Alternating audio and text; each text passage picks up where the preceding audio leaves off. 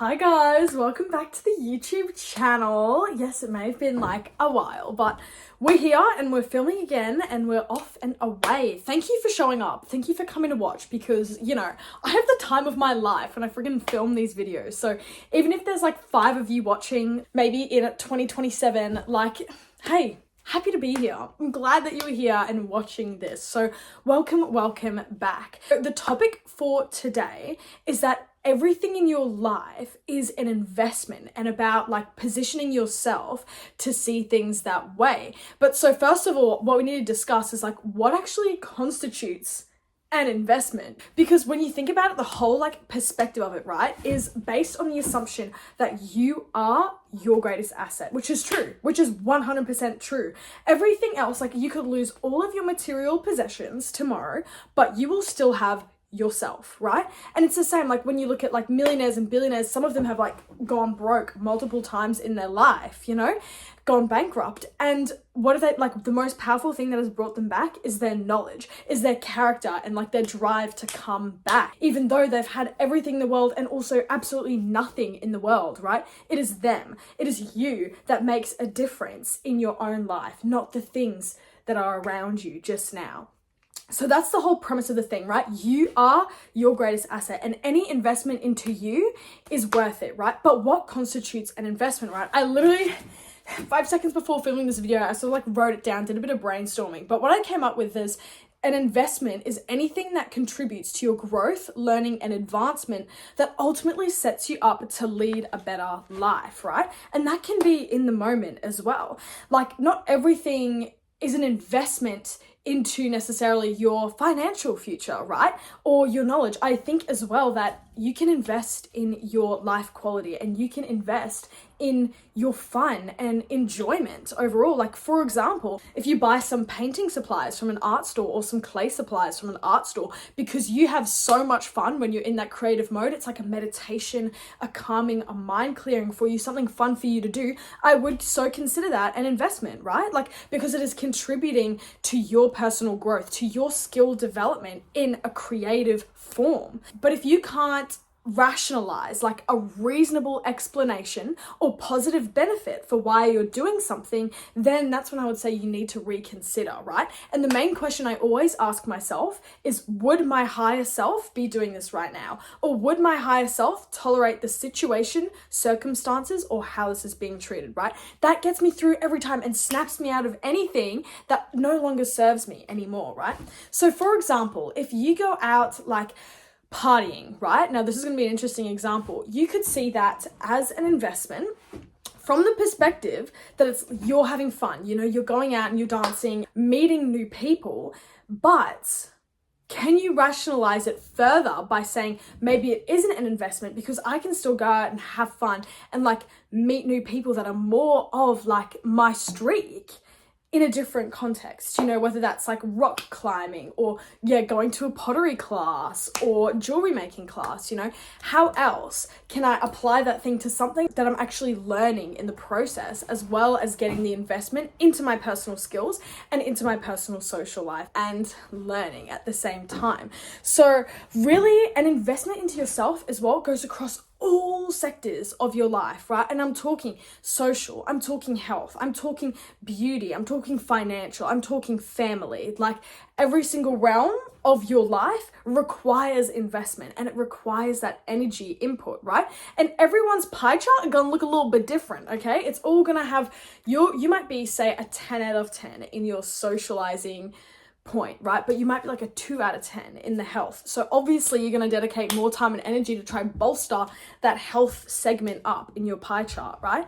But you are your greatest asset and you deserve that investment in yourself. And when you think about like money, if you have money blocks, think that's what money is for, right? Money is a tool for you. It's just a resource for you to be able to use to invest into yourself and things that matter, right? And so when I talk about like investments, it could be anything. It could be a short time span or it could be a future time span, right? So if you spend money, say getting like a facial, right? I would consider that an investment, but there are different tiers of investments, right? Like there are other ways that you can also invest in your beauty without spending a lot of money on a facial if that's not where you are in your finances yet, right? And in other ways, using that money that you could spend on a facial, you might save as a future investment to buy a property. The other thing which I think can be quite controversial is sometimes travel, right? This is why I've got the maps for the inspiration. But the travel, sometimes people see that as a discretionary expense, right? And I would say, obviously, if you have other things like bills, electricity, people to feed, you know, rent to pay, all of that is so much important, and travel is a discretionary expense.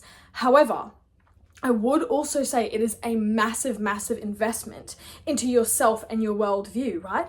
Because when you think about it in the grand scheme of things, you only know something is possible when it's done or when you're exposed to it, right? That's the whole premise of like inspirational figures. Like when you look to people through history and you go, wow, they're super inspiring. It's because they made something possible that was otherwise impossible, that was otherwise no one else could achieve, right? So it's the same thing. It's like when you go out into the world, your mind expands and it broadens your perception of what is possible for your life and what is possible for you to achieve.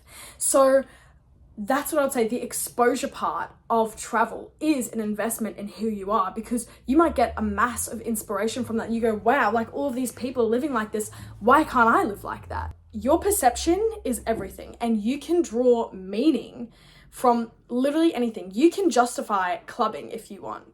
You can justify drinking alcohol if you want. But the key here is to be honest with yourself and see, is this actually progressing me and growing me in the way that I would like?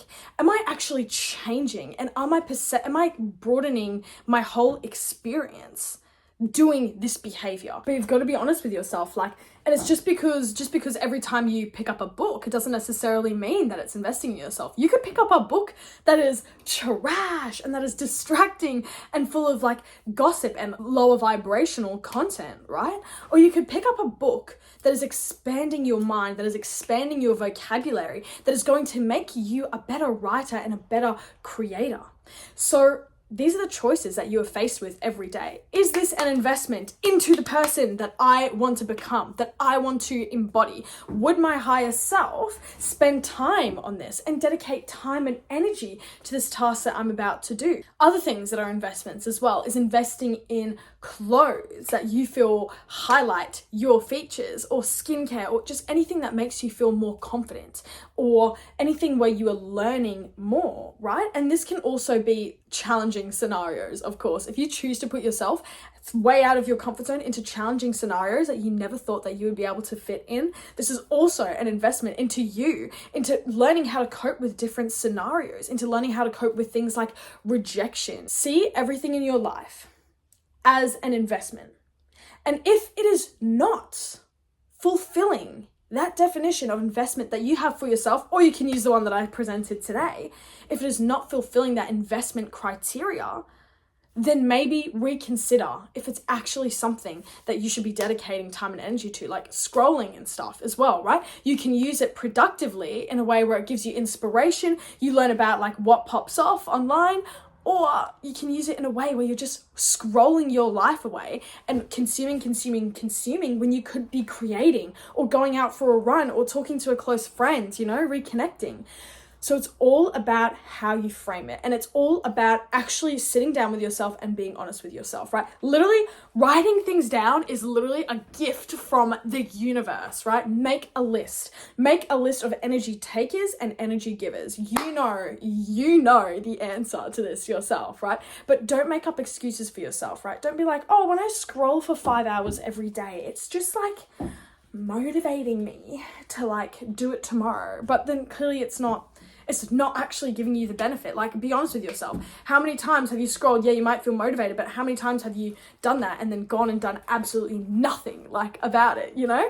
So there's part of this exercise is taking a good look at yourself in the mirror, because you are your most valuable asset, right? And what are assets? Things that require investment and work and energy. You need to keep putting money, you need to keep putting energy into your development because you are such a worthy investment. And as I said, don't limit it to just financial. Don't see investments as just financial. See things, situations that build your character, situations that build your perception, that help you deal with different scenarios, that make you feel more confident, more beautiful, more feminine, more powerful, more worldly, more knowledgeable. All of these things are investments, right? It is not just financial. Do not limit yourself to financial because that is not living in our abundance mindset. The key takeaway for today is that your higher self is you already. You're like one and the same, right? There actually is the gap between you and your higher self is an illusion, right? There is no gap. It's just that you're not acting like that person, but you can be at the drop of a hat. So this is one way, a perception tool that you can use to help you align with that higher self more accurately, more closely, to bring that higher self closer to you into the 3D. If you haven't already, like and follow for more. Oh no, that's my Instagram line. Oops. If you haven't already, subscribe, like, and leave a comment below if you have something to add or any questions or anything. And also I'll leave my Instagram in the description below because I post some mad content on there. So if you like this, you'll like what I post on Instagram. So take care of yourself, guys, and thanks for tuning in. Thanks for being here.